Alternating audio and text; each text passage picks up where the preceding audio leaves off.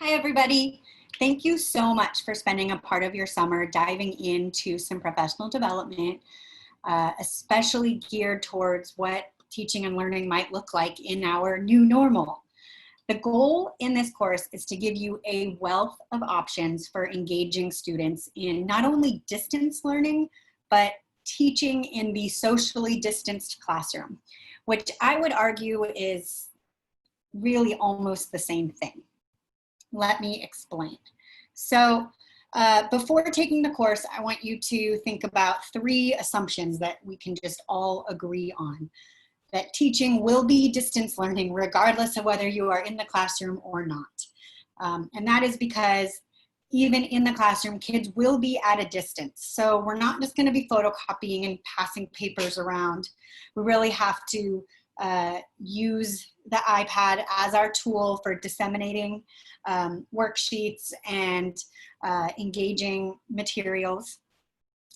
So rather than thinking about how am I going to approach and switch my class to being distance learning, I would actually look at it as how do I design distance learning and then adapt to live teaching, especially because some students may be remote the entire year. Number 2, that we need to adapt our traditional approaches to engage our students. We all saw this last quarter.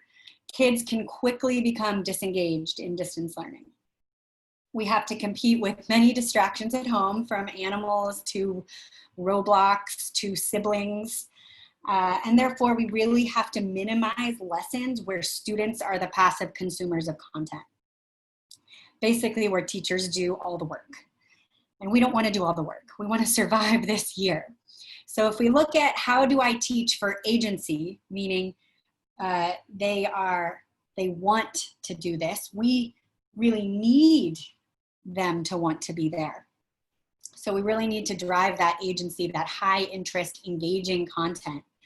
And so that we also can survive the year and have best practices for our students. And number 3, if you can Google it, it probably shouldn't be on a test. And that includes math questions. So we're really gonna have to change our mindset about how we assess.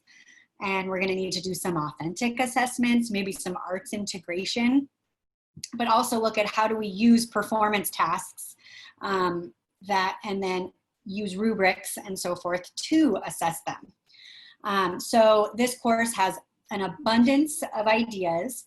But it's really important to note that none of these ideas are new, right? We've all heard of choice boards. We've hopefully all heard of HyperDocs and EduProtocols.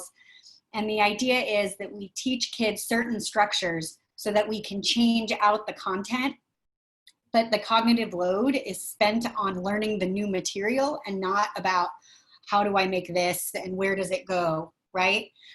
So I'm excited. I hope you guys enjoy it. Please share on the discussion. And remember that if you do share, you get badges towards a raffle. Yay, thank you.